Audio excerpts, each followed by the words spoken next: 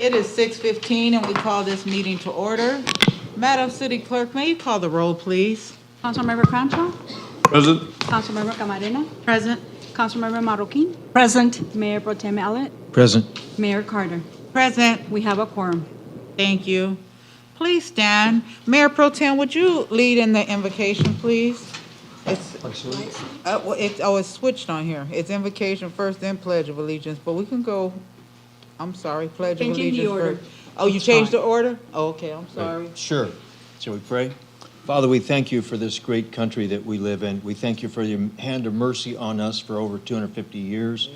And we are so thankful for the community that we live in and the many blessings that we have. So we pray that you'd guide us, Father, in all that we talk about, think about, and try to do the business of the city, honoring you in the things that we do. We pray your hand of mercy on the city, our hospital, and this board tonight as we take up city business. We pray this in Christ's name. Amen. Amen. Please remain standing. Councilmember Marroquin, would you lead us in the Pledge of Allegiance? Hand over your hearts. Ready? Begin. I pledge allegiance to the flag of the United States of America and to the republic for which it stands, one nation, under God, indivisible, with liberty and justice for all. Thank you to you both. Madam City Attorney, do we have any report outs from closed session? There is not a report out from closed session, Madam Mayor. However, the council will be returning to closed session at the close of this meeting. Thank you. Public comments. The City Council welcomes your input. At this time, members of the public may address the City Council on any matter not listed on the posted agenda. Pursuant to the Brown Act, no action will be taken at any issue brought forth under public comments. We ask that you please complete a speaker slip and submit it to the city clerk prior to the start of the meeting. Although you are not required to identify yourself, this information on the speaker slips assists the mayor that all persons wishing to address the council are recognized and also assist the city clerk in preparing the city council meeting minutes. Unless the mayor extends the time, there is a 3-minute limit for each public presentation. Any information provided on the speaker slip is voluntary and will be public records. We do have Pete Rodriguez first, please.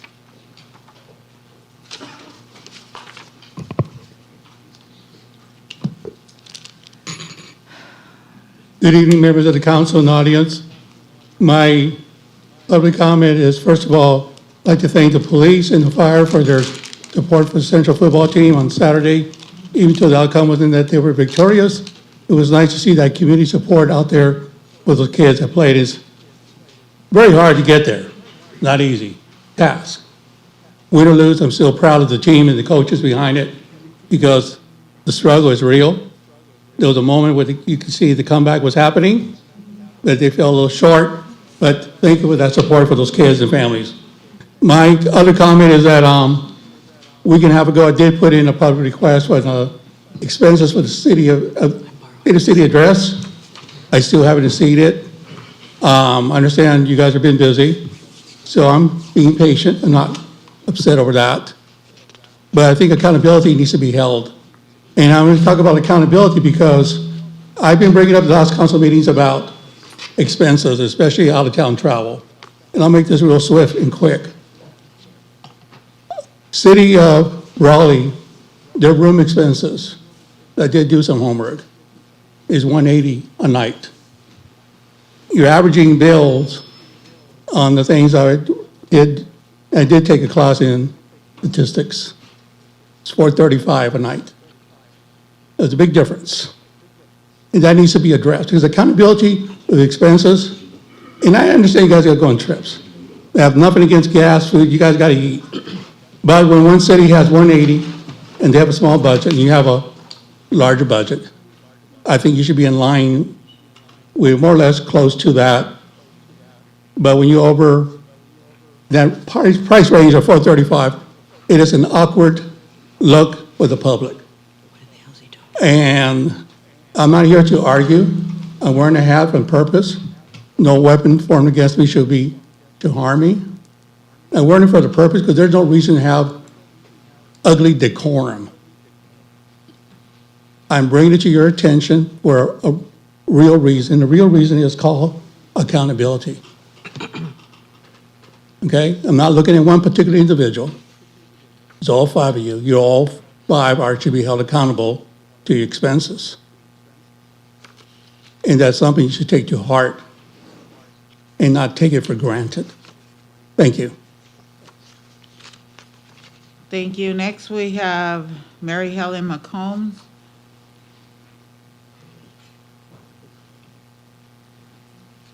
The first one that you would like to speak about is the Broadway Old Hotel. Good evening, council members Good evening. Good evening. and audience. The first picture that you're looking at, and I don't know, most of you may not know, there's an old burned-out hotel on the north side of the 500 block of Broadway. I had a meeting with a couple of our council members. I believe the city manager was there, and wasn't our public works director? Yes. And I took you down and showed you what was on the front of that old hotel. I understand there may be permits being issued to turn it into an office building. However, who wants to walk through all of that bird crap? No, and if you look at the second, now they're beginning to park stuff in front of the building. It's not the owners, it's the neighbors. They're trying to get rid of stuff. Thirdly, I asked all of these people to address the problem. Pigeons are roosting in the arcade, which is the overhang across the sidewalk. This is pictures taken recently. Nothing's been done. The sidewalk has not been cleaned. This is what, we met 2 months ago, 3 months ago? Sidewalk has not been cleaned, nor have the pigeons been addressed. This is disgusting. It's not the first time I brought it up, but I am making a public comment about it. It needs to be taken care of. I don't know who does it. We're supposed to be having people clean the sidewalks and the streets downtown, but something needs to be done. You can talk to the owners, send them a letter, do something to eliminate the problem. Nobody wants to walk down Broadway in that mess. I am a property owner on Broadway, so I have an issue with the problem. The next issue is the bathroom. Now, this is the public bathroom right over here, and this is Wednesday afternoon before Thanksgiving. I'm sorry, hold on a second. I think we have to stop you and then start you for your next blue slip, Okay. please. That's Sorry right. about that. Started it. Okay, thank you. You may proceed. Okay, this is that bathroom on that Wednesday afternoon. Now, I understand, I talked with our city clerk and her assistant, and this is a common problem because they block up the toilet with tissue and whatever, and this sewer backflow. It's unfortunate. There are toilets that can prevent this. Maybe we need to invest in them. Just suggesting. It certainly was very uncomfortable to be in that place on that, with that mess on that afternoon. May I go ahead, Sonia? Yes, she'll restart it. Okay. Thank The you. third set of pictures. This is 6th and Wensley. Now, the houses there were built in the late 20s, early 30s. It used to be the most fashionable neighborhood in town. It was the only 2 blocks from Adams to Ross that had streetlights. And they were old, and they're concrete, but they're very special. Now, I happen to know the man who lives on that corner bought 5 or 6 of those streetlight and gave them to the city, and they should be in the city yard. There's no excuse for putting up that huge pole when you already have replacements. Find them. because this is the beginning of destroying history in our town. We have enough problems downtown. We don't need to bring them to the residential areas. It's just, I knew that he did. He bought 5 or 6 and they were put in the city yard. So somebody needs to look for that and correct this. Please. Thank you. Thank you.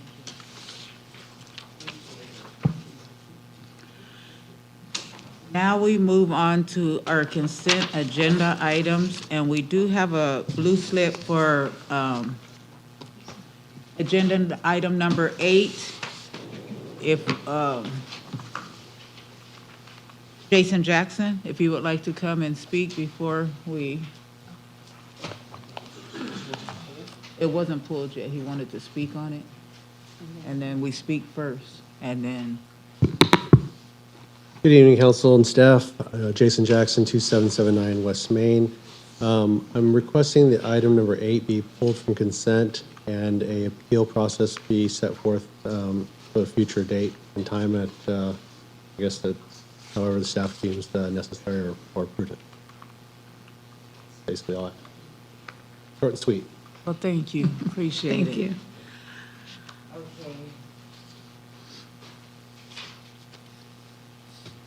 So we have a request to pull agenda item number 8. Do I have a first and a second? I move that we pull the item number 8 from the consent agenda. I'll second.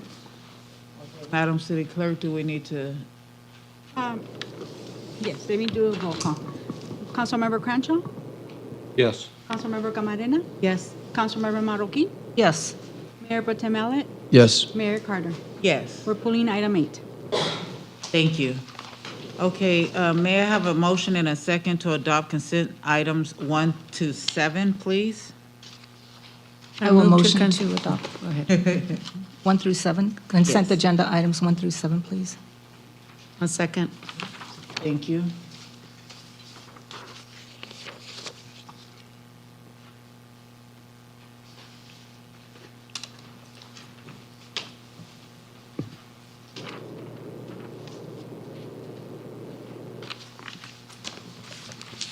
Motion passes 5-0.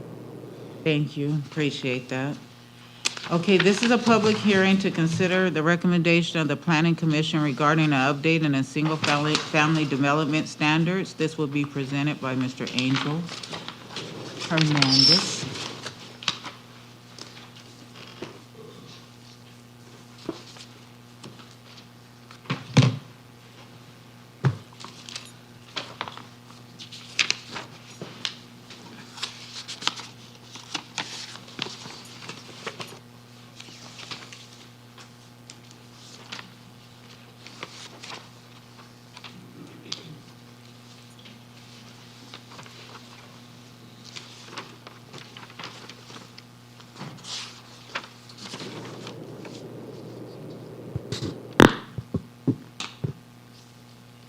Good evening, members of the City Council.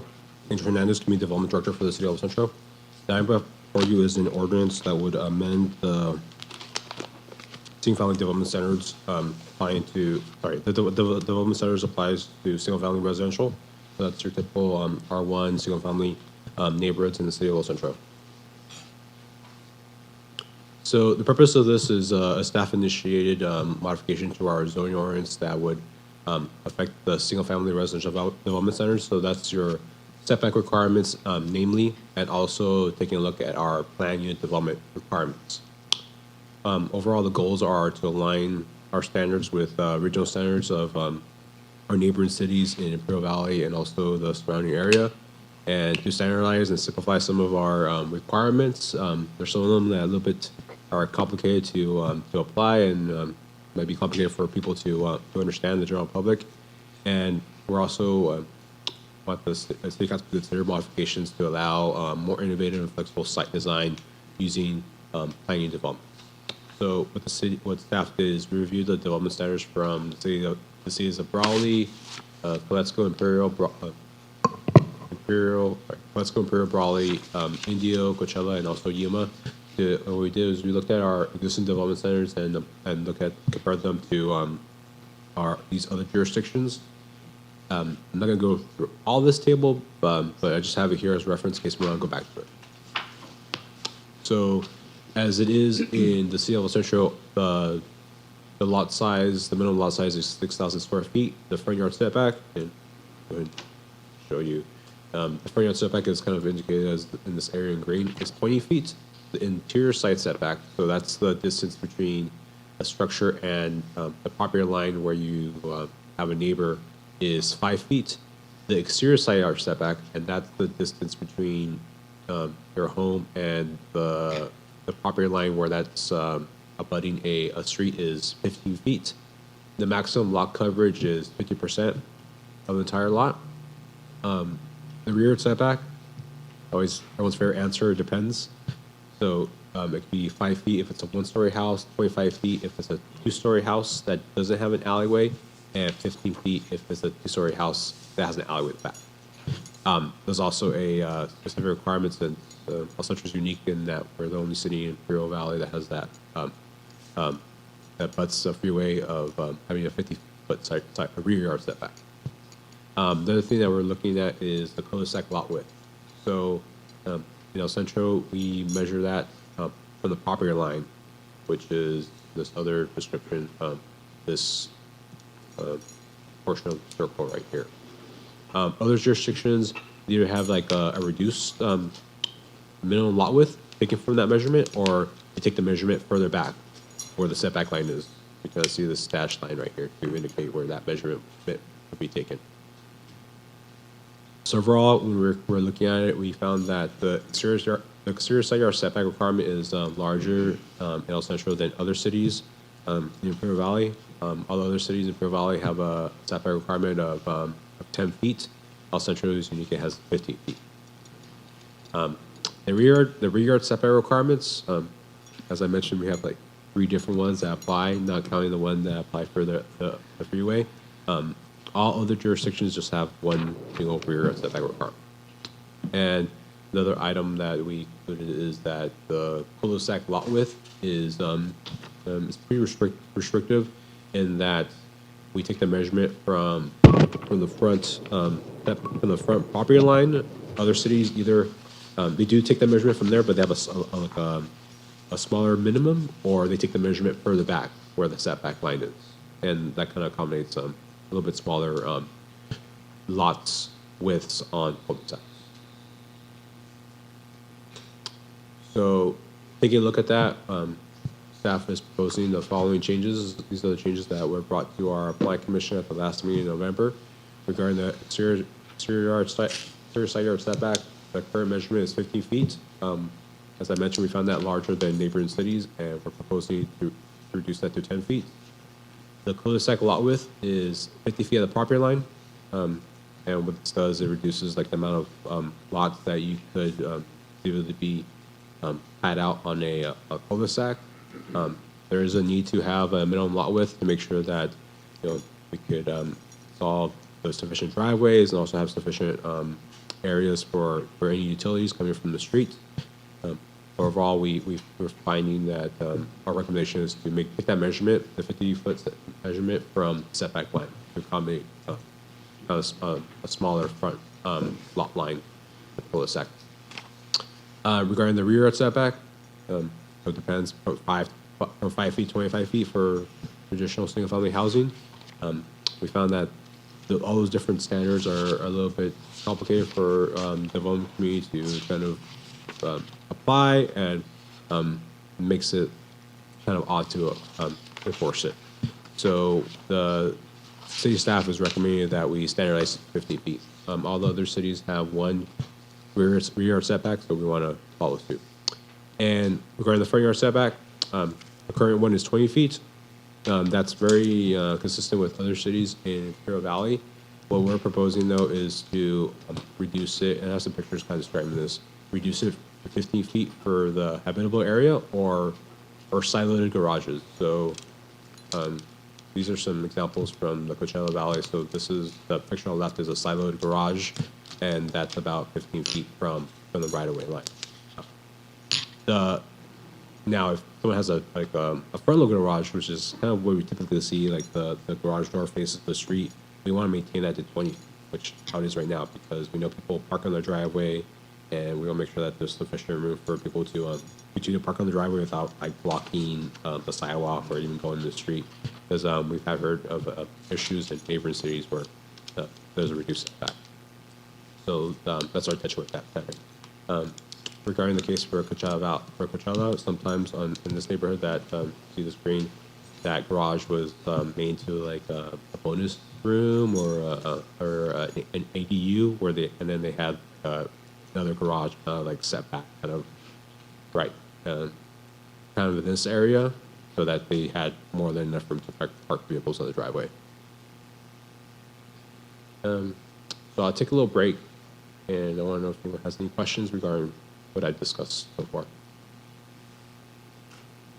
Angel, just to clarify, you Yes. said the 10 feet, the picture from Indio said 10, but we're going to keep it at 20 for the front-facing garage? Yes. Okay. Yes. Okay. And for Indio, they have different zones that allow single-family development on much smaller lots, and that's the example right here.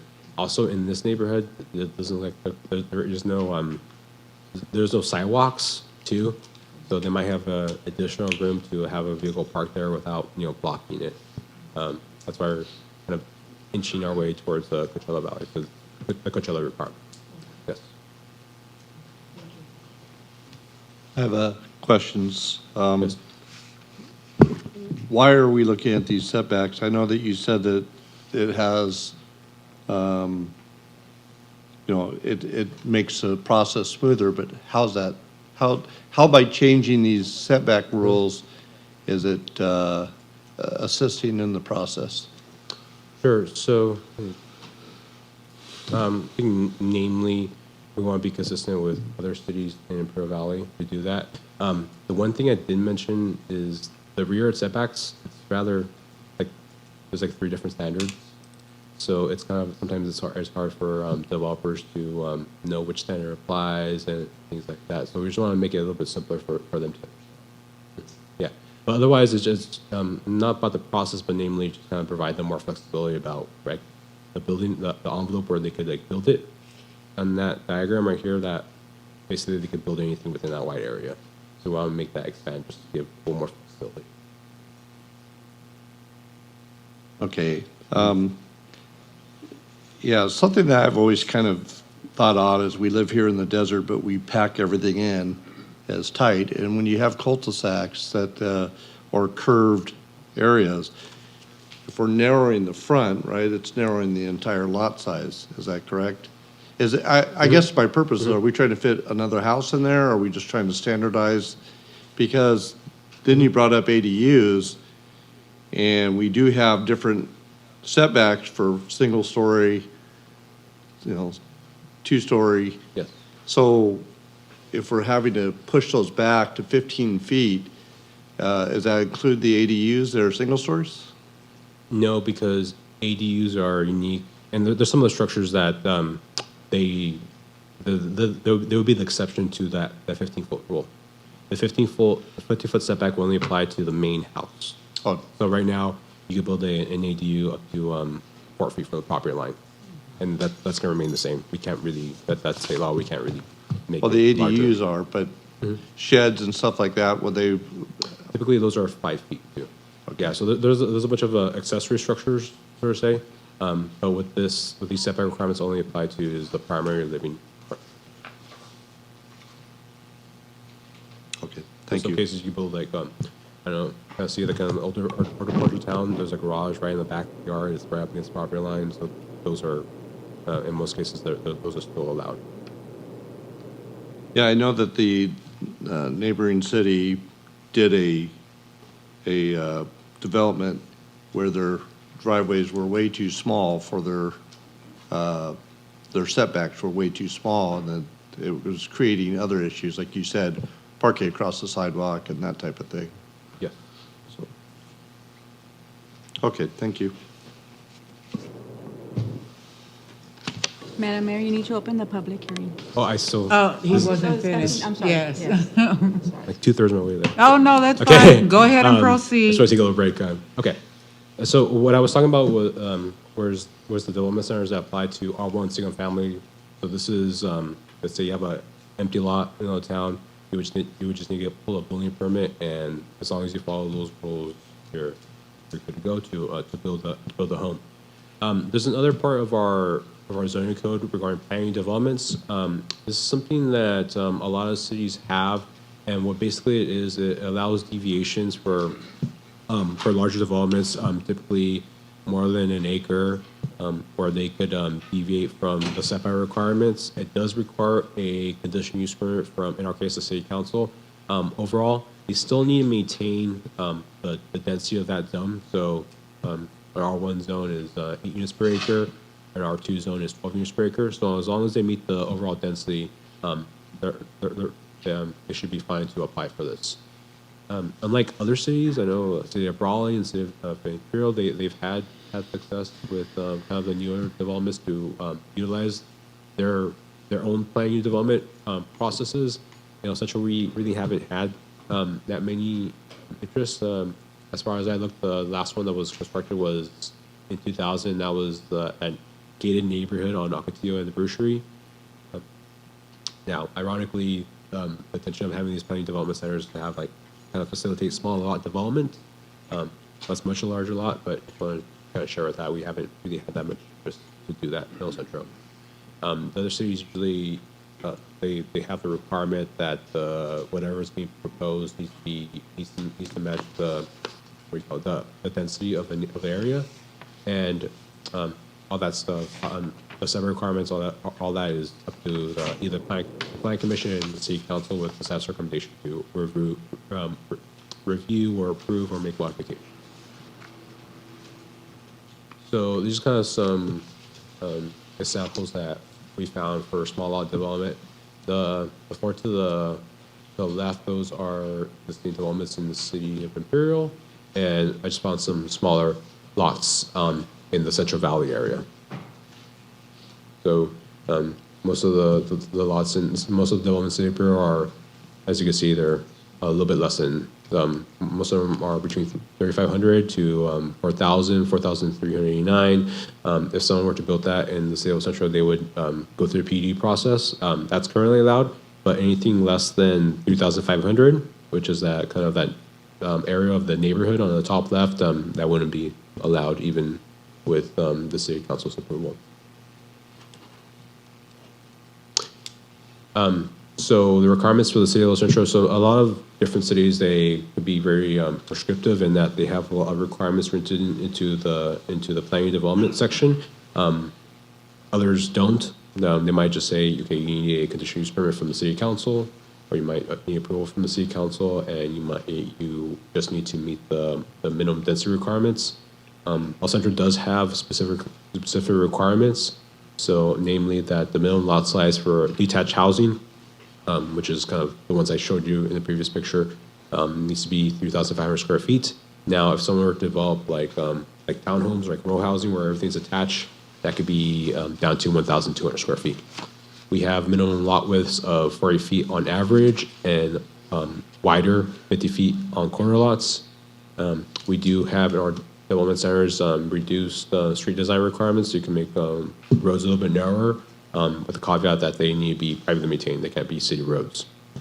We also have open space requirements. So if someone is proposing a planning development of 3 acres or less, they need to maintain 5% of that lot area, of that project area as open space. Typically, it could be like a small park or some type of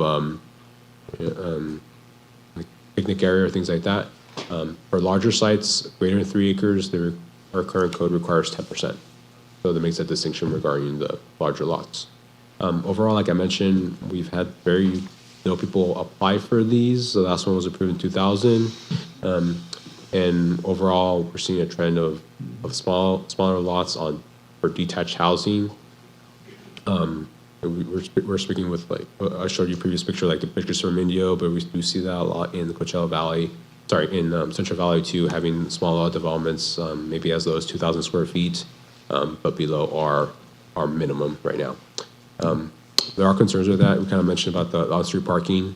Sometimes the neighboring cities, they might have requirements to only allow parking on one side to facilitate kind of the smaller dimensions. And overall, these standards are to promote flexibility and to give more discretion to the City Council and Planning Commission on individual projects.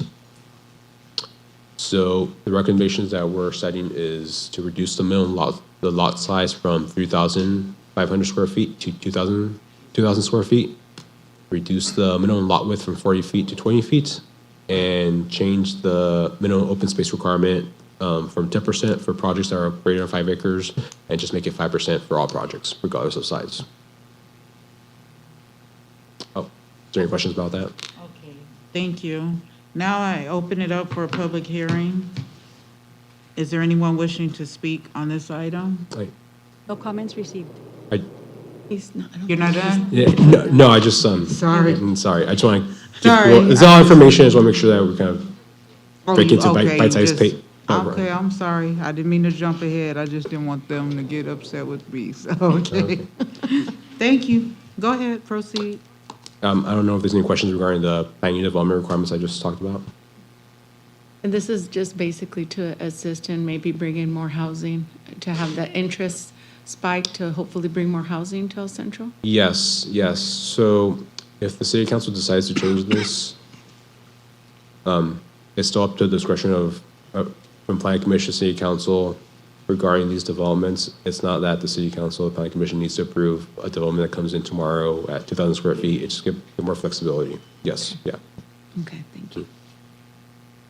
Angel, is this very similar to the development that's off of Ayton out towards Dogwood, where those houses are stacked and they're very, there's no off-street parking there to speak of.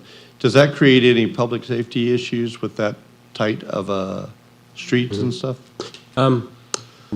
It can, but what we're talking about today is, yeah, so like some examples. I think this picture on the upper left-hand corner, it's from that neighborhood. We were mentioning Victoria Ranch, and they do have smaller lot widths, smaller street widths, and that's where only parking is only allowed on one side, and that's where we have those, we've heard those concerns. But if something were to come like that to the city of Centro, it would have to be reviewed by staff, go through the planning commission, and then provide comments from the city council. Just because they meet the minimum requirements on our code, they meet the minimum requirements doesn't mean, it's still discretionary, so city councils could still make modifications or make changes to that. And those kind of things that, once we kind of get a site plan, we would kind of need to look at that specifically, yeah. But right now, we're not making any changes to the what do you call it, the interior street width or anything like that. We're not changing that. Okay, thank you. Angel, can you go back to the slide with the recommendations? For this area? For this? Yeah. Yes. You know what I'm not comfortable with is you're practically reducing all of these lot sizes to half. So that, is the developer's goal is that what their developers are requesting? That's what we've seen in other communities in California. And it could be that a portion might be like smaller, kind of closer to 2,000. Some might be larger, kind of traditional size housing. And at the end of the day, for those projects, they would need to meet the density requirements for that zone. So, and where's the flexibility here that if let's say, for example, a developer is proposing to do, maybe anywhere from 25 to 3,000 square feet, is there flexibility there, or would it have to come before this body again? Right now, if someone were to propose something like that, I wouldn't be able to take it to the city council for approval because the city ordinance right now says I cannot accept that as a proposal for a planning development. So right now, I wouldn't be allowed.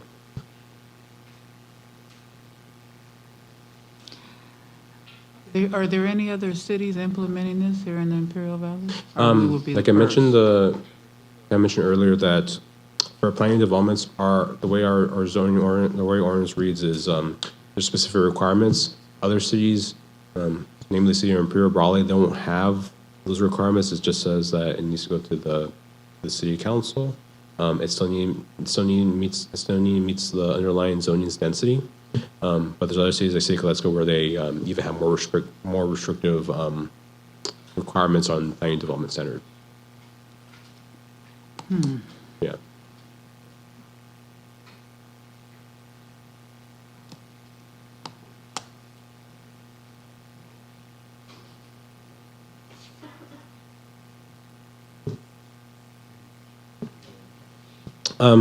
Yeah, and just speaking with our community services director, when we meet with developers, sometimes they may not have like a proposal, but they are noticing that they want to target like new starter homes, kind of entry-level homes. We probably won't be seeing a lot of large subdivisions where they're proposing large, 7,000 square feet plus lots for the entire subdivision. Right now, they're looking for like a mixture of like 7,000 square foot lots and provide flexibility with like smaller lots throughout the area. Yeah, but they're really gearing towards like starter home development. I never thought I'd hear 7,000 square feet lots as a large. So Yeah, so I know in 2018 that was standard for the city of Centro, and that was reduced down to 6,000 square feet to be more consistent with other cities in your valley. and currently we're at 3,500? Right now, the minimum lot size for a single-family home is 6,000. 6,000. Now, if a developer wants to go through this planning development process, which is more stringent, and it gives more discretion from the city council and staff to implement different standards, the minimum that they could ask for is a 3,500 square foot lot. Thank you.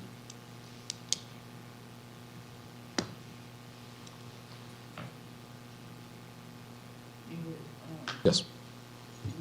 Mary Helen would like to say something, but she would have to wait I have until. a question from the point of view, if you have 20-foot width lots. Ma'am, can you- Somebody's doing a bedroom, Ma'am, can you speak in the podium, please? What? At the The microphone, podium? please. Okay. Yeah.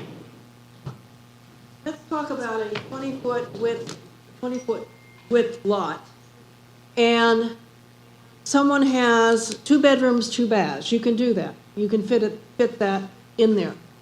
And though there's parents, and each one of them drive a car, and then you have 2 teenagers in the other bedroom, and they have 2 cars.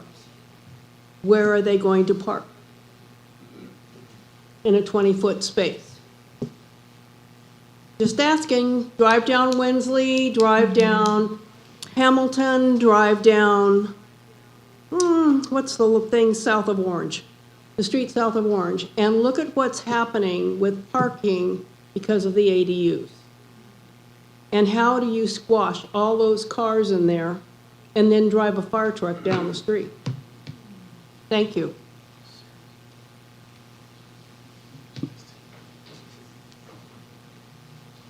I just want to underline that we're just looking at the overall rules of when staff receive these applications, and at the end of the day, if those are very valid concerns, and those are concerns I hear about and I share, but those are kind of the details, the important details that we're going to look at when we actually receive an application and we take it to go through the public hearing process, have meetings with the developer before it goes to the planning commission or city council to address that. Yes, because I do hear the stories about the issues with that neighborhood in Imperial with the development too, and the kind of overall concerns regarding the lack of availability of on-street parking.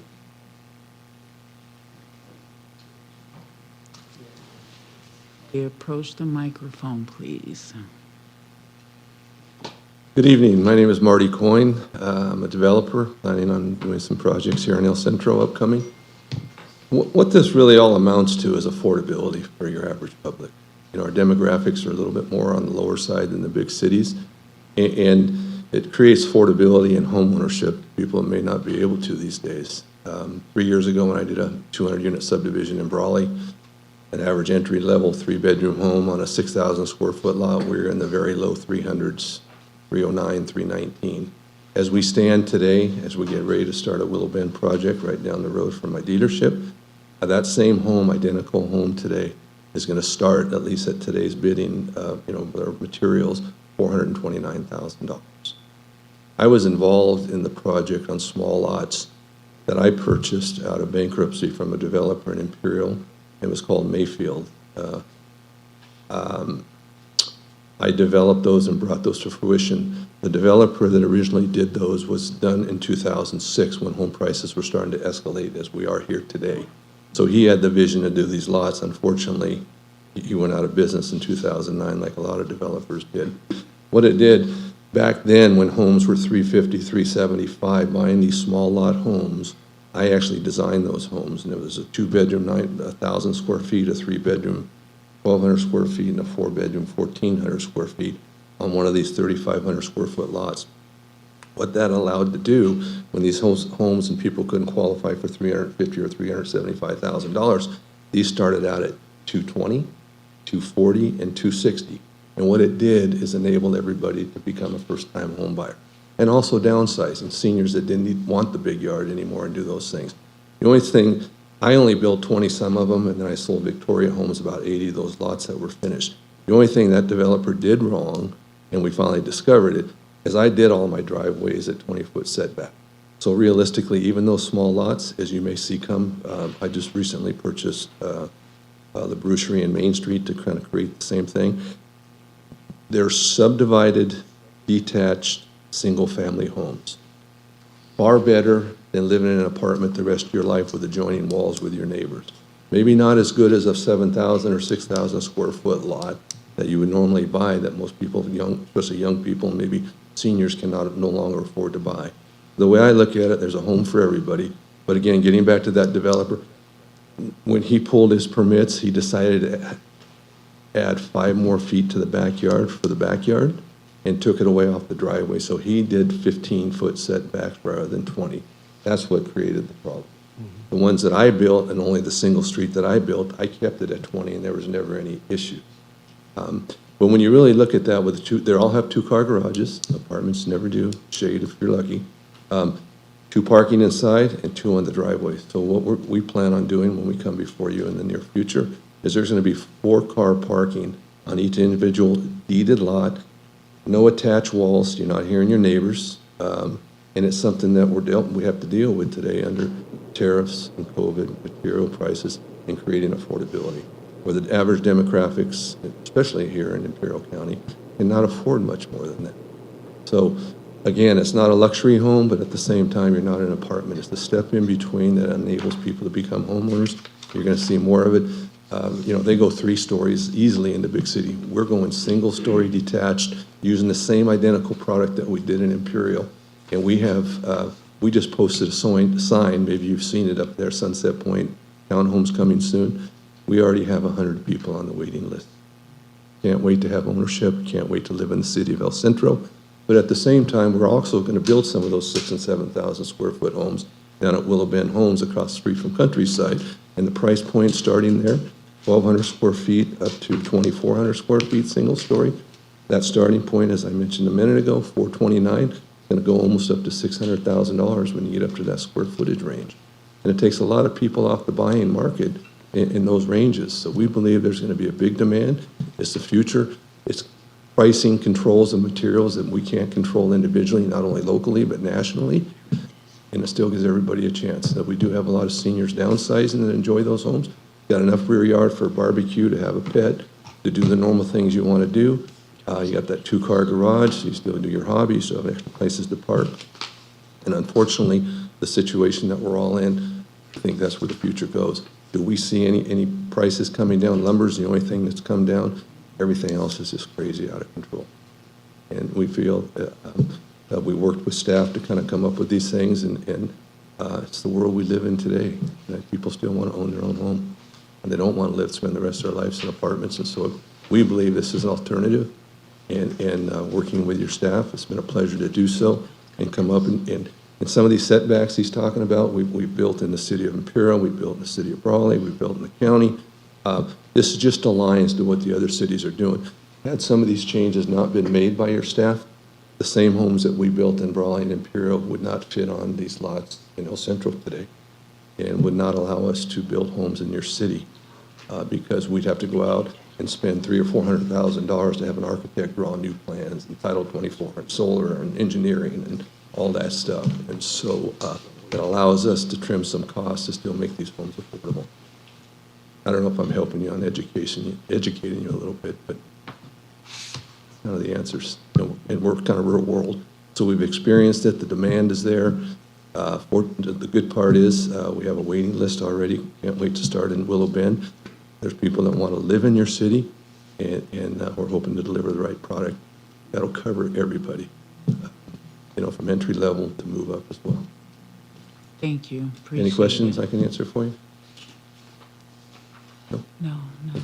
Thank you. We didn't open public hearings because, Angel, were you done with your presentation or you still needed to proceed? Okay. Almost on my spiel. Why don't we consider it open before public comment was given?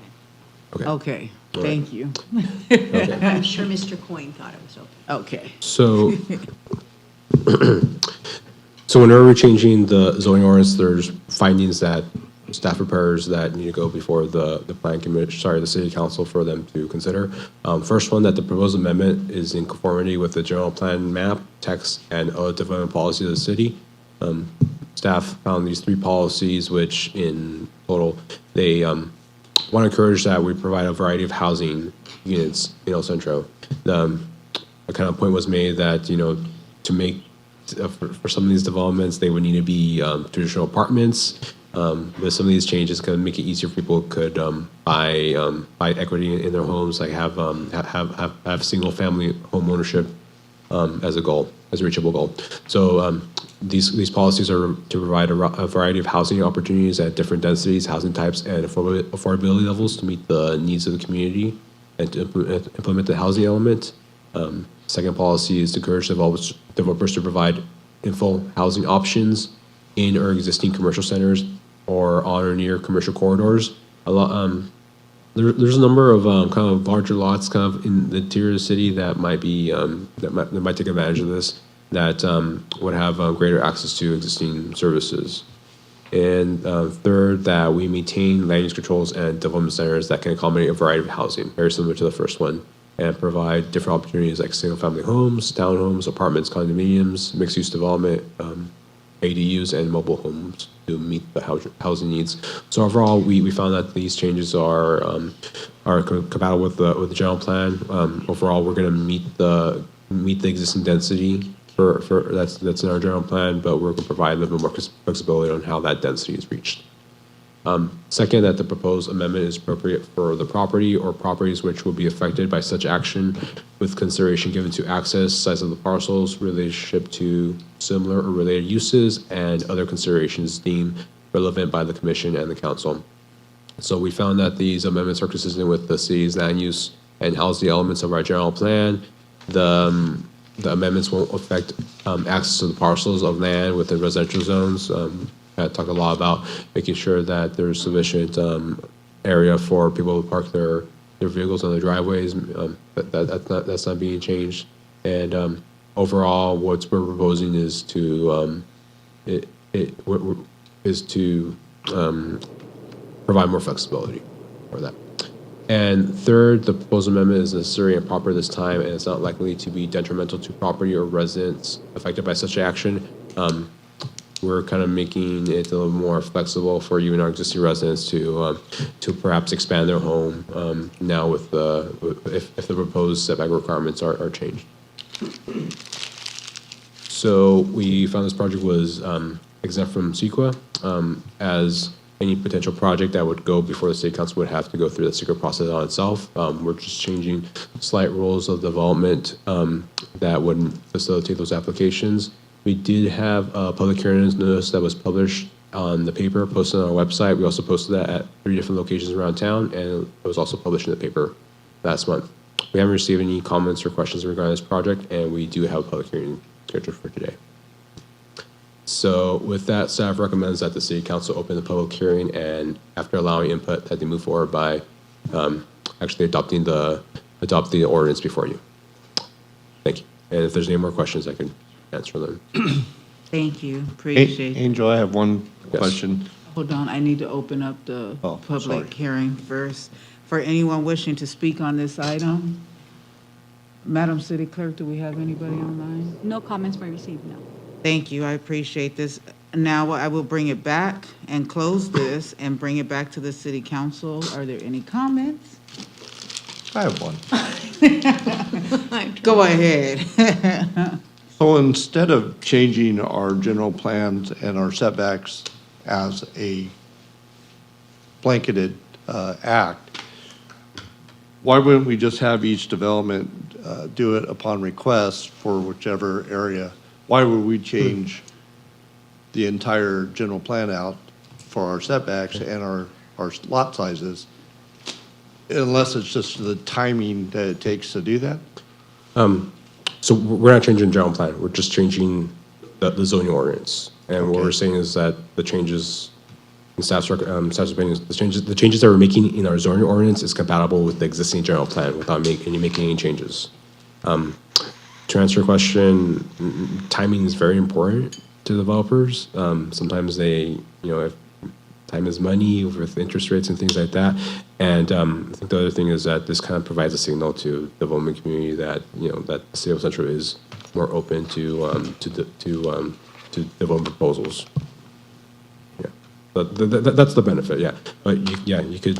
What you're proposing is someone submit an application for a subdivision or a PUD, and we tell them that, well, right now we cannot accept this application because it doesn't meet these requirements.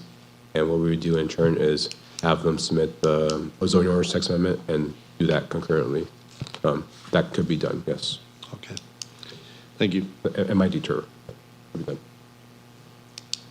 Any other questions, council? I just appreciate obviously our concern about affordable housing is a big concern. So you make smaller houses, smaller lots to make them more affordable.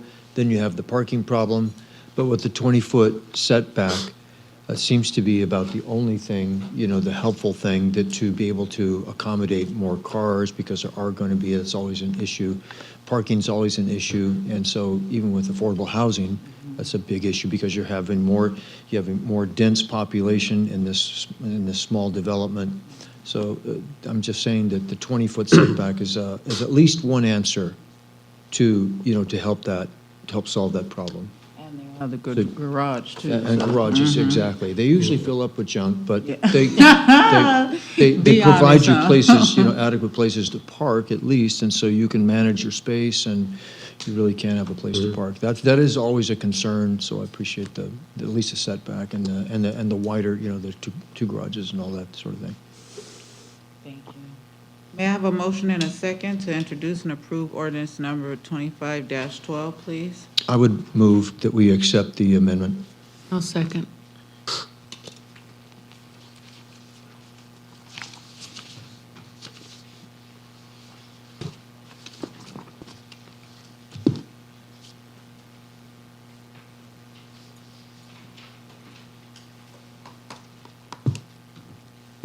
Motion passed with 4 and 1 no. Thank you.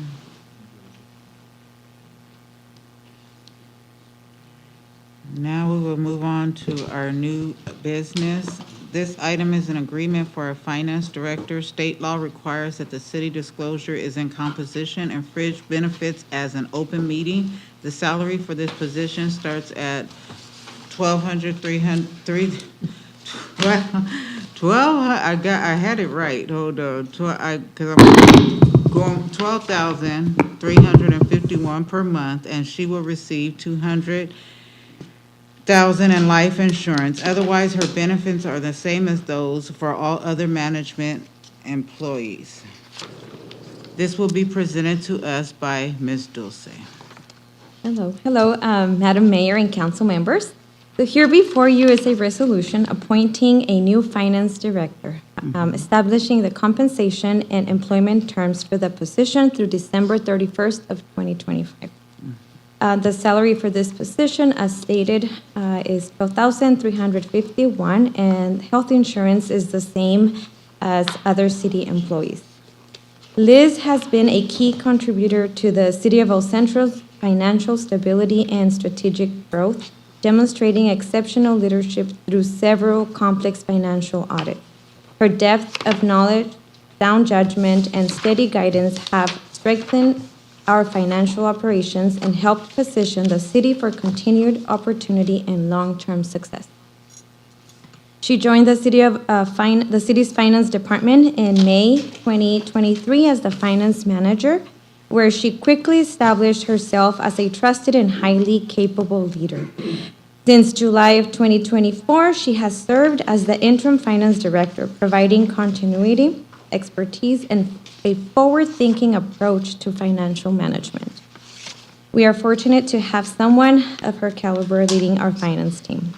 To conclude, it is recommended the adoption of resolution of the City Council of the City of El Centro establishing the compensation of employment terms for the position of finance director.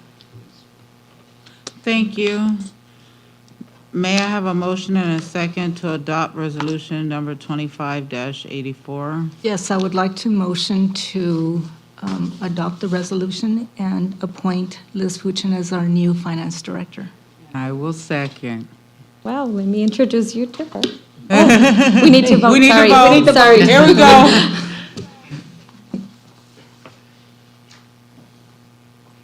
Five seconds. Motion passes. There we go. Yay, now I'm Yay.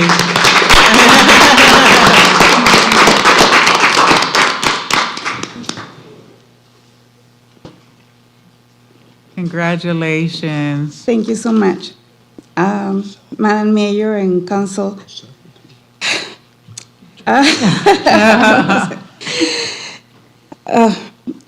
Thank you for your trust and for you to have placed me in this right here. To all the department heads, I look forward to keep working together. And I promise I keep the budget discussions only slightly painful and shorter. The shorter that will not apply to Adriana and Abraham, who is not here because they have so many divisions. So unless we just schedule a few of them. To my finance team, I'm super grateful for all what they do. I really thank them for their hard work and for making me look good more often than what I probably deserve. A very big thank you to Andy, our consultant, for all their knowledge and all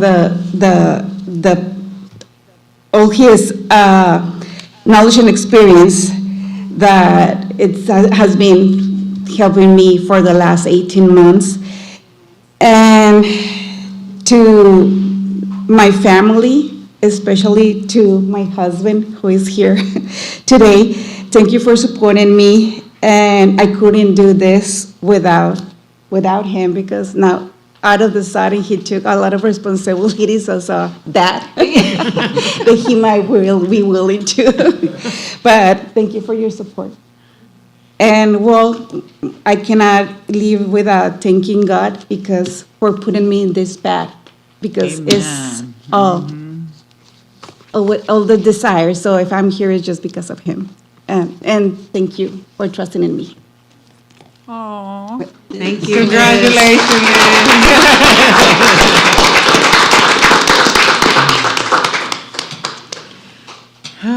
Can I just say something real quick, Liz? I really appreciate all the work that you do in conjunction with the department heads, because I know it's a lot of work. If I get overwhelmed listening to some of the stuff, I'm really grateful that you can, bring it back to center. So I appreciate all the hard work that you and everyone that works with you does. I can say it about that, like our city manager has stated before, and I can speak with all of us, for all of us. This is the best team. It's a pleasure to work with them.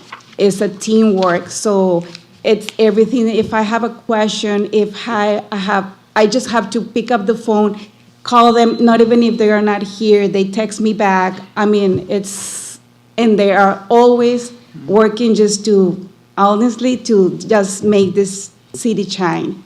So, and I think that they do a great job. Yes, It's a thank you. pleasure to work with them. Yes, thank you, everyone. Thank you, thank you, thank you.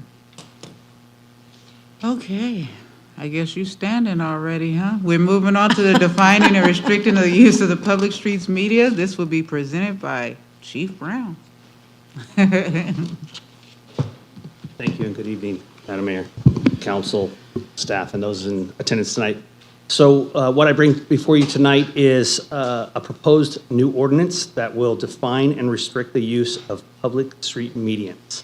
So what we're looking to do is to restrict the use of these medians by pedestrians to encourage safety in our roadways. So as you traverse the city, particularly through our main thoroughfares, you will notice several people standing on center medians for various reasons.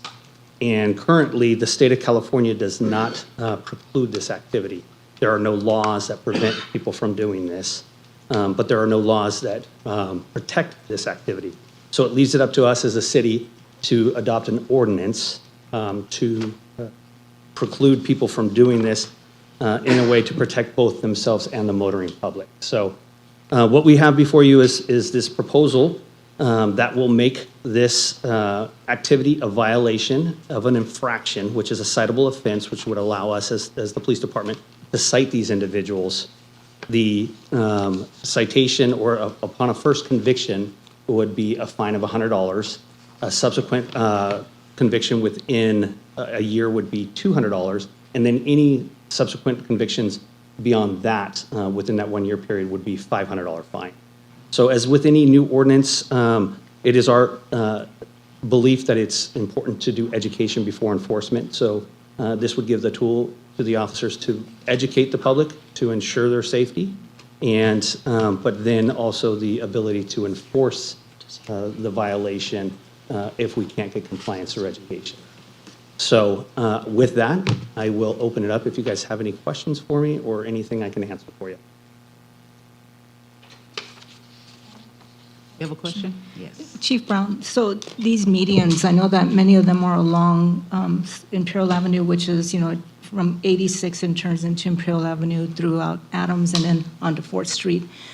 Are any of those areas, because I see a lot of this happening along those two, especially on Imperial Avenue and on 4th Street, are any of those corridors or those medians, are they Caltrans property?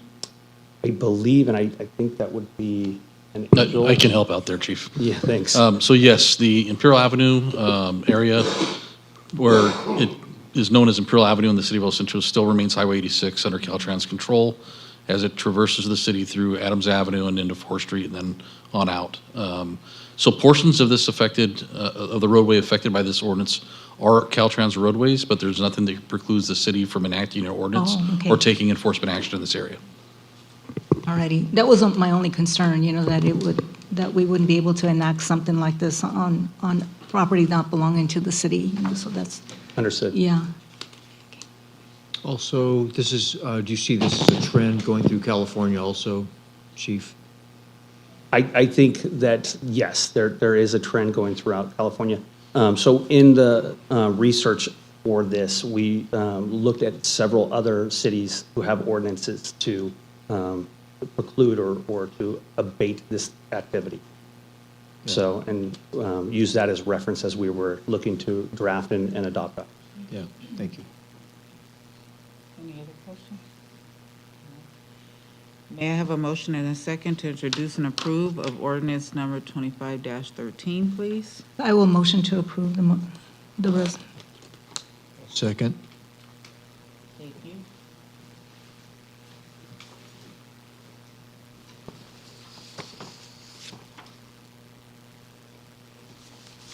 Motion passes 5-0. Thank you. Thank you. Now we will have the discussion related action regarding the Banners for Graduates Downtown Program in collaboration with the Friends of El Centro Community Service Foundation, and this will be presented by Ms. Adriana. Hello, Honorable Mayor and Council. So in 2014, the city, in partnership with some individuals in our community, formed the Friends of El Centro Foundation. This foundation, the whole purpose of it was to fundraise dollars to benefit El Centro youth. This also included submission of grant applications. We were able to do the tree programs through that. And so as part of that, we have a memorandum of understanding with the city where the city and the foundation work together to carry out certain projects.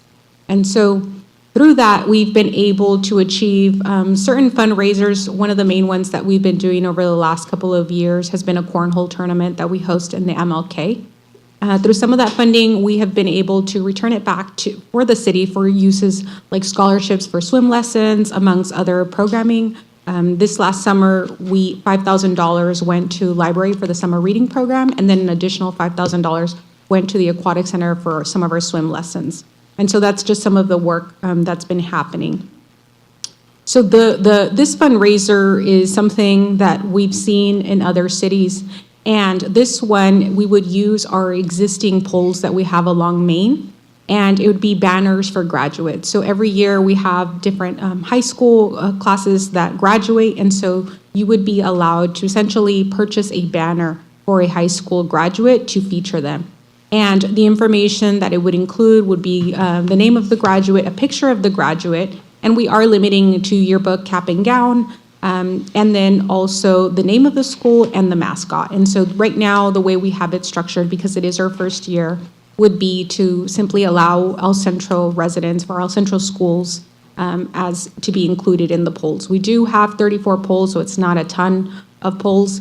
And so this is what they look like now. And we are interested in rolling out some marketing, but first we wanted to come forward to see if we could obtain authorization, because these are city polls and city staff would be hanging the banners. At the end of the summer period, the banners would go back to whoever purchased it and they could keep it for their use. And so that's all I have. If you have any questions, I'm here to answer them. I know Councilmember Marroquin sits on that. I don't know if I missed anything that we had discussed, but we think this is a great program for downtown overall. Thank you. How many polls? 34. 34? Do you think, like, if there's a run on these and, I mean, like you get 50 or 60 applicants, is there other locations that you've thought about maybe? So this would be on a first come, first served basis. That's how we're structuring it. The price is a little, we know it could be a little pricey, $225, but the cost of the banner themselves are about $115. And so we're recovering, and it is a fundraiser. So for now, we're only limiting it to the polls we have. Okay, see how it goes. Yeah, Okay. see how it goes. Thank you. I just wanted to comment that we had also done banners for veterans. We did that, what, year before last, I Yes, believe? yes. And I believe that, I think we filled all the Yes. light poles on Main Street with those, it's a second, so we opened it to all branches of the armed forces, and I don't believe did we restrict it to just El Centro? I think we No, did it. we didn't, I think. We didn't, yeah. So this would be specifically for El Centro graduates, high school graduates, considering that we have two high schools here, and that's why we've got the two color schemes and the mascot logos on them. So, Yes. that's what we're proposing to do. And we also did say Oasis. Oh, yes, that's true. Yeah, That's yes. true, yes, because we Yes. do have the other school. Any other questions, colleagues? Just from maintenance, if the banner gets tattered or, damaged in any way, that would be up to, it would come down or leave it up, or how would that work? Yeah, historically, we haven't had any issues? damage to the banners. They're pretty sturdy. That's why I think they are a little on the pricier side. We haven't had, some of the banners that we've had, they've been with us for about a year or 2 years where the sun really deteriorates it. But for this, it'll be about 2.5 months, so we think the longevity is pretty good. And this slide is the indicator of what the banners would actually look like. They're not. No. They would be designed by this is something that Emilio created for us. And so they would be designed by the company that does our street banner signs. And what we've done in the past when we've done the wall or any of those, we show whoever's purchasing a proof, and then they approve what is being featured to make sure that we have something that is reflective of their values, whatever those may be. Right. I think the one thing I would like to see is uniformity as far as, I would be perfectly fine with these being put up there or something similar to that, but not 34 individually designed Yes. colors and. Yes, we will keep them.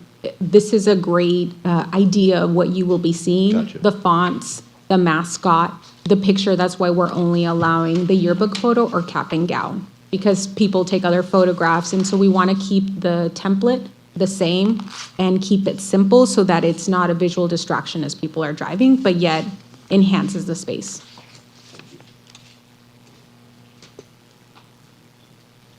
May I have a motion and a second to approve the banners for the graduation program in collaboration with the Friends of El Centro Community Service Foundation, please? I make a motion that we approve as written. And I will second. Thank you.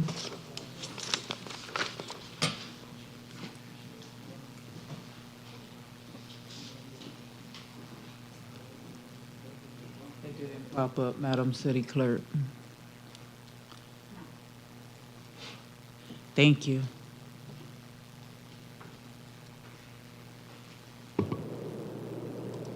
Motion passes 5-0. Thank you.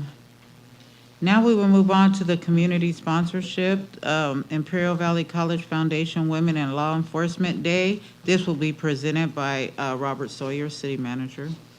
Good evening, Madam Mayor and members of council. What you have before you is a request for a community sponsorship in relation to the IVC Foundation and Women in Law Enforcement Day. You have backup materials in your program tonight, and I believe we have a member of the public here to speak. It's presented this before. Mr. Martinez, if you'd like to come up and say a few words, please. Thank you, Mr. Sawyer, and members of the City Council and Ms.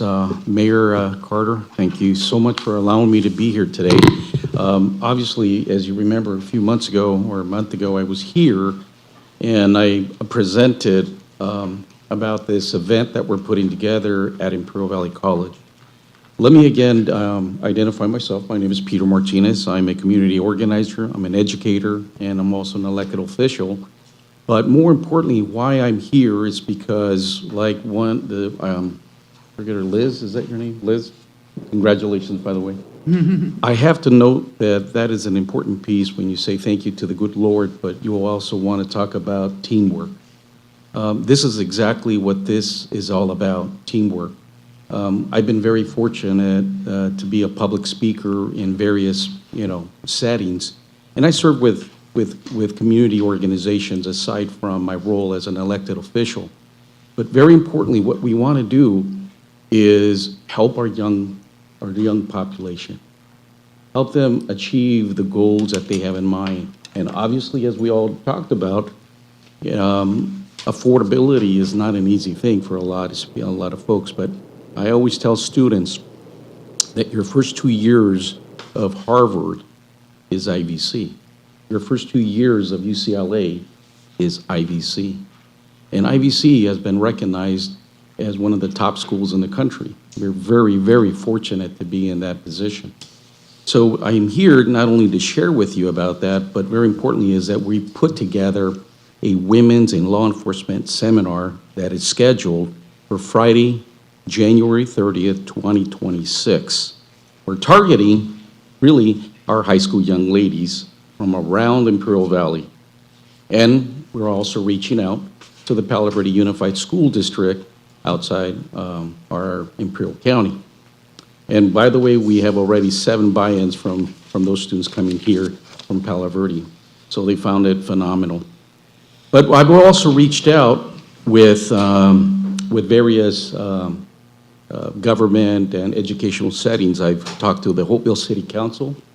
We talked to the Imperial City Council, as well as to the school board, Imperial City Council, the Calexico School Board District, and we're speaking next to the Brawley High School District next week on the 10th, where my partner, Mr. Arturo Proctor, will be addressing the board with regards to this inspiring event for high school young ladies.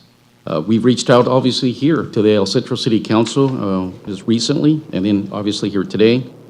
We spoke at the County Board of Supervisors, and we received and embraced momentum from the County Board of Supervisors to host this event. Basically, just to sum it up, is that we tapped into something that I think is valuable, not only for high school students who are about to graduate in 2026, but they're able to continue their educational pathways through academy programs in public safety and fire science programs that we offer. So with that, I'd like to just point out that members that made this committee possible were Ms. Peggy Price, who sits on our County Board of Supervisors.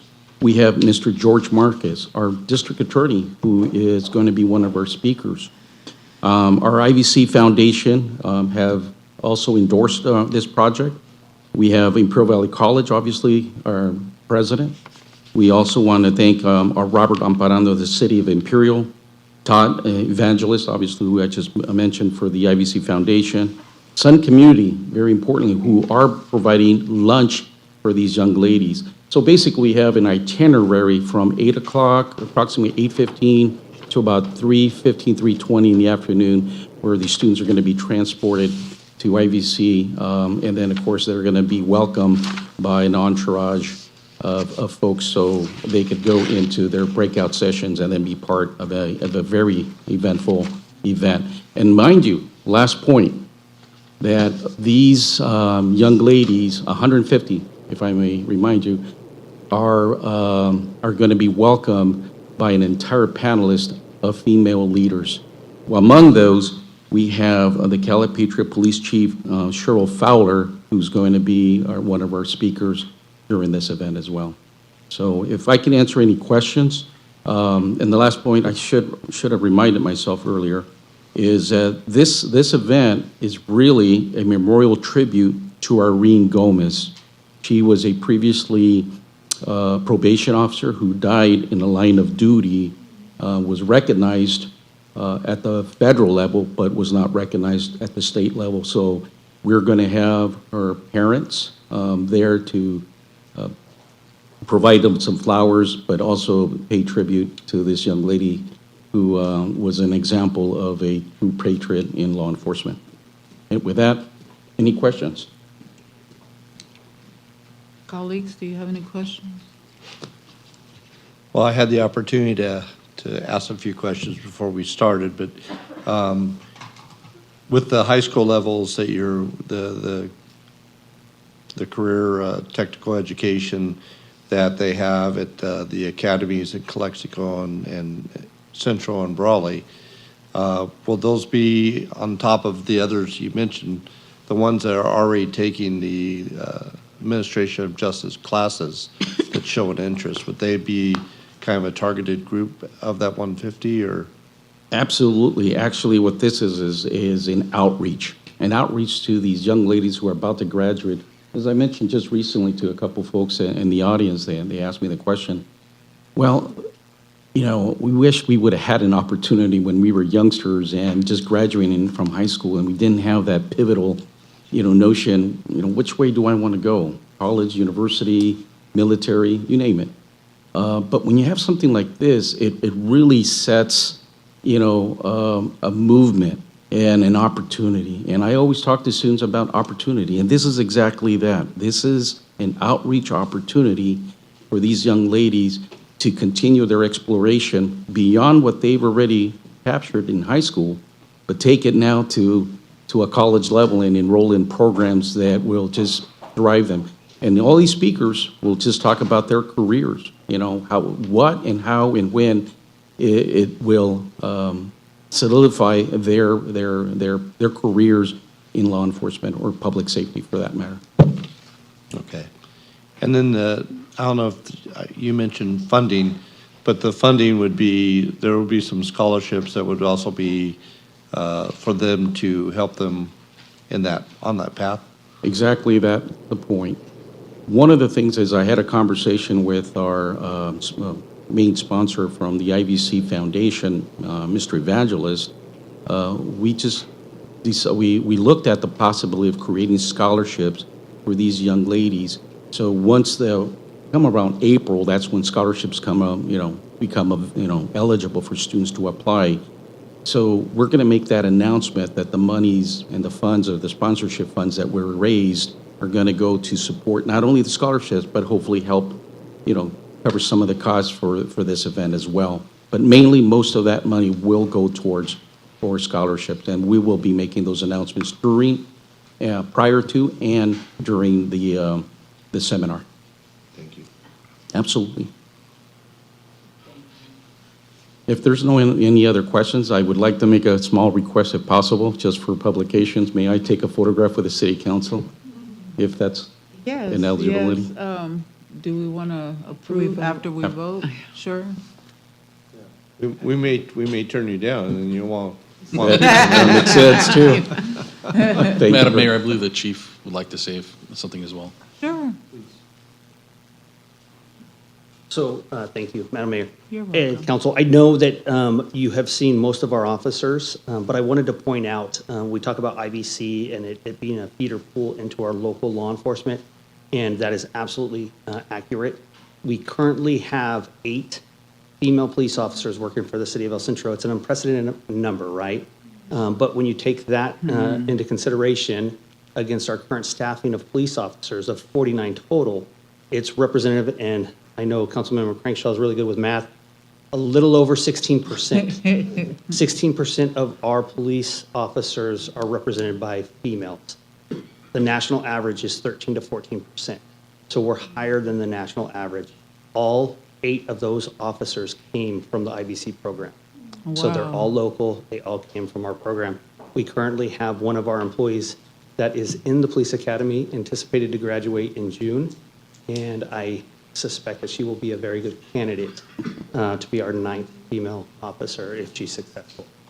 So I just wanted to share that with you to give you some context so you understand what this program at IBC does for our local applicants. Thank So, you. Thank you're you, welcome. Chief Brown. We appreciate that. Very good information. May I just read something real quick for you? Sure. I found this publication that came out from Brian Marvel from KCRA in Los Angeles, and it reads exactly what this gentleman just pointed out. Underrepresentation remains a challenge for women, making up only 14% of sworn officers, 20% of recruits, and less than 9% of police chiefs in the state and local law enforcement agencies across the U.S.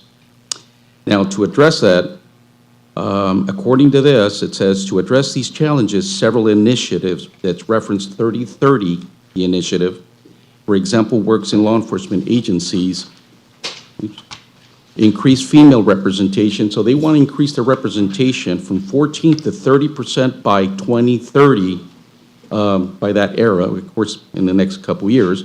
Over 400 agencies, including 49 in California, have pledged their support for this goal. So Thank you. I hope that brings some context to it as well. Thank you, sir. Madam Mayor, just for purposes of fiscal responsibility, the remaining balance for community sponsorships through the fiscal year, which ends June 30th, 2026, is $2,589 available. I'm recommending $500 if we can get a motion in a second. I make a motion that we accept that recommendation. I'll And I will second.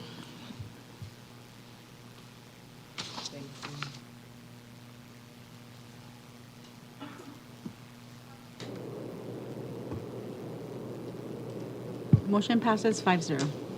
Thank you. Now you you very may much. get your picture. Thank you so much, and thank you to the audience as well.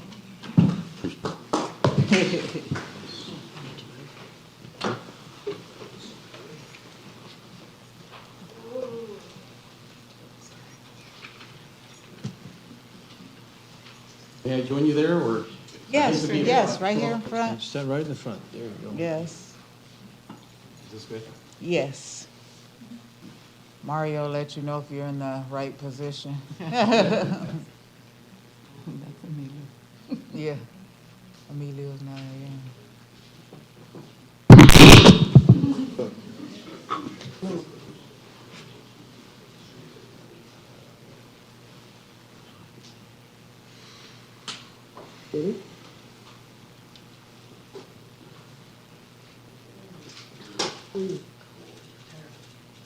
Thank you. One, two, three, one. Thank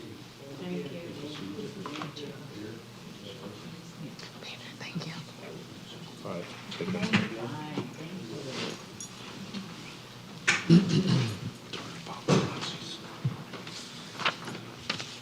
Now we will move on to our task force. Councilmember Matakin, if you would like to start, please. Let's see.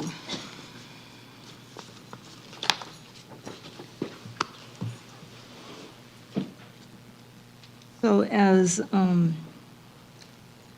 of the last council meeting, we had a LAFCO meeting where we appointed a new community member, so an alternate community member. So, that is going to be a nice change for that. I attended the State of the City event, and, as Mrs. Nava mentioned, we had a Friends of El Centro Community Services Foundation meeting where we then finalized the program that we just approved this evening. We had our ECRMC board meeting that same evening, and then, of course, we went through the holiday weekend, and hard to believe that we're now in December, and all the Christmas events are coming up. So that concludes my presentation. I look forward to our events this coming weekend, so thank you. Thank you. Councilmember Crenshaw? Yes, I went to some of those same meetings, and then today's closed session started at 1, so I'm tired, so that's it. Councilmember Camarena? I'm going to piggyback on my I heard that. and just say, and also just had some time to meet with constituents and about questions and issues they had, and grateful that our city manager and staff have been addressing those expeditiously. So I'm grateful for that, and so are they. Thank you. Working on yours, Mary Helen. Thank you, thank you. Mayor Pro Tem Ellett? Yes, so Council Camarena and myself were able to attend the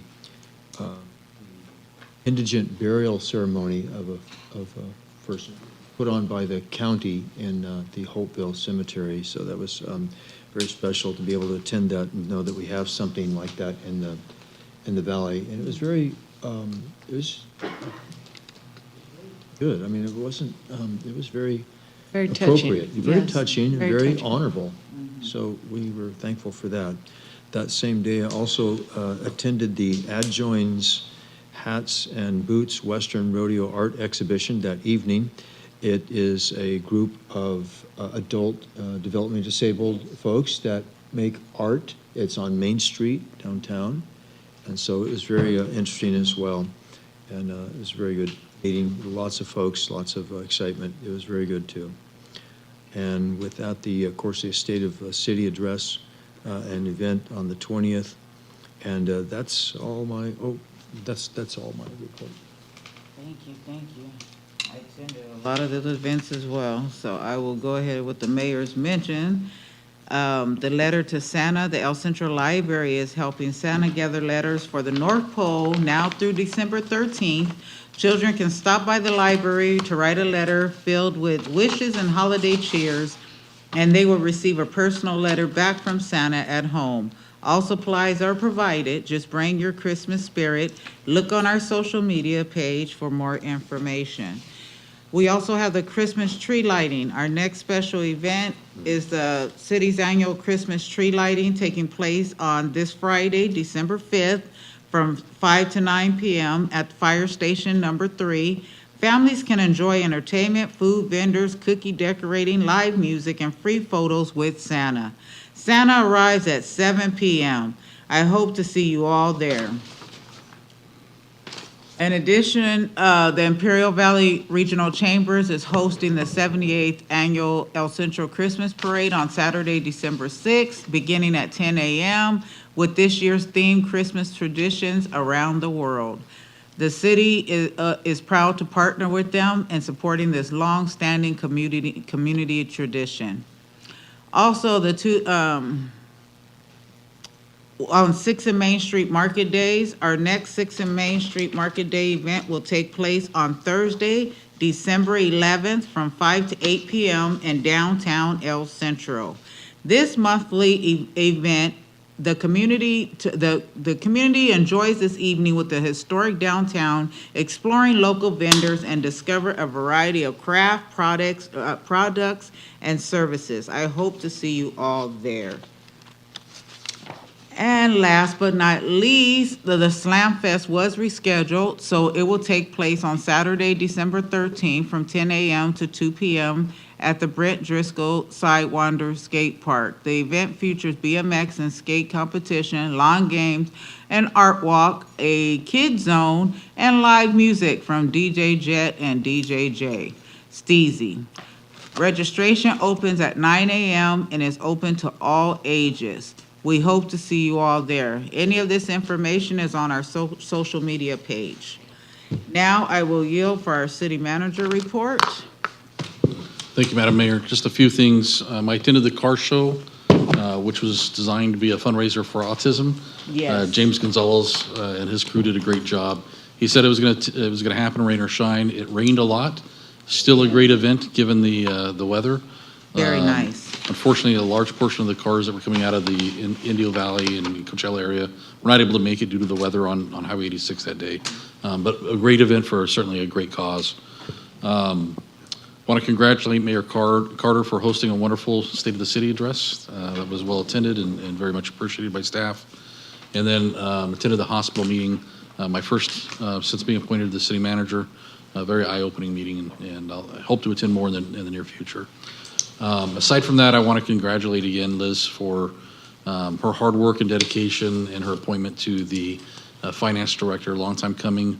I go in to see Liz, and she always has a can-do attitude after the sigh. What do you need now? But she's wonderful to work with, always finds a way to get to yes and make things happen for the city to help not only myself and some of the predicaments I found myself in and finding a way out for me, but helping all of our staff. So Liz, congratulations. Please thank your husband. I saw that he left a little bit earlier for allowing you to share your time with us and his time with you away from him. It's very meaningful to the staff to have you part of the team. So congratulations. Next, we'll work on a finance manager, and we will give our IT director a little bit of a break. But more to come on that. So again, congratulations, Liz. I also want to thank Public Works. Last night I received a call from the elementary school district's superintendent regarding a problem with plumbing that affected one of the local elementary schools, and they were concerned that they were going to have to close school today. Abraham's not present. He's at a family event tonight. But I got a hold of him, and his staff went out there, and within about an hour and a half, had the plumbing issue remedied, and school was able to open and continue. So just another testament of the hard work and after-hours activities from our staff. I can talk about all the different events, all the great stuff that's going on, but you've heard a lot of it. It has been a long day, and I know we have a little bit more work ahead of us. But lastly, I want to apologize, Mayor. Earlier, we had a little bit of a change to the order of things on our agenda. That was my doing, and again, I meant to talk about it in closed session. Kind of slipped my mind. But following Robert's Rules of Order, God before country. So moving forward, we will do the invocation ahead of the Pledge of Allegiance. And that was the reason for the change in that. So I take full responsibility for that. But I wanted to explain the reasons for that. So yes, no problem. Thank you. With that, I will concede and say thank you very much and see you in closed session. Except for one thing. for which the city manager can take responsibility, which is you all need to indicate a date in which you would like to hear the appeal from the denial of the key. You can go on and ask for that, because I know you were going to. Actually, I was looking forward to it. So we needed the date to hear the appeal on the planning commission. On the 16th if possible, but it's a busy meeting. Yeah, it's up to you. Related to the planning commission item with Mr. Jackson, he spoke about that was pulled from consent agenda. We need to set a date to hear that before council. We do have a fairly full schedule on December 16th, but that can be added to that agenda if that's your desire. I know we'd like to do it as soon as possible because it's contract. Is the 9th possible? I'm just throwing something out there. At the will of the council. Oh, there's a planning commission? Planning commission.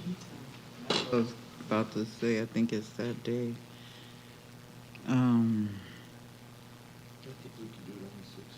Try for the 16th. I don't imagine this is going to last more than 20 minutes, more if there's a lot of questions, but, or pictures. Yes, well, we could do it the 16th.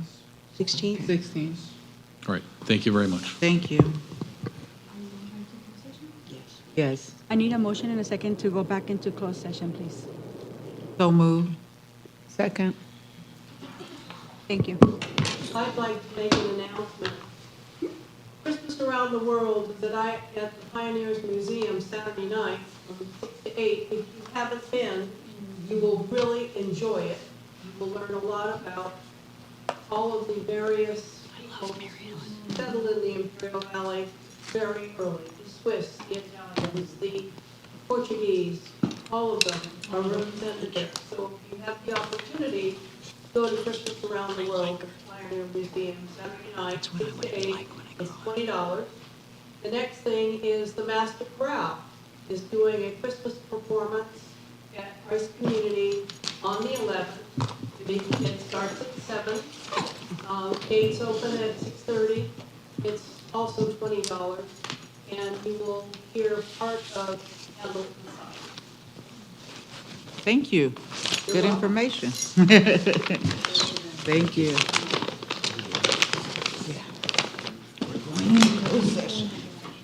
I'll let you know when they get out.